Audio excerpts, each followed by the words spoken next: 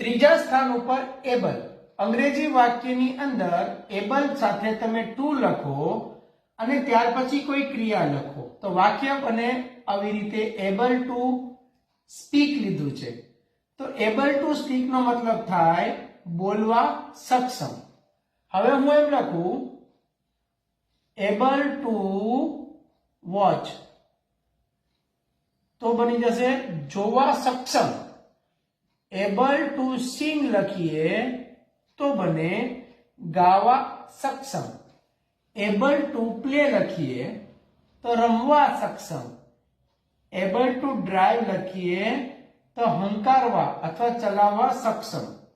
હવે વાક્ય અધૂરું લાગે છે એને, લાગે છે ને અધૂરું, કારણ કે એમાં કાળ નથી. તો કાળ તરીકે અત્યારે વર્તમાન કાળ તમે જો લ્યો ને, વર્તમાન કાળ તો છત્રીનો 6 આવે અને છત્રીના 6 માટે તમારે વાપરવું પડે am is are. So am is are બીજા સ્થાન ઉપર.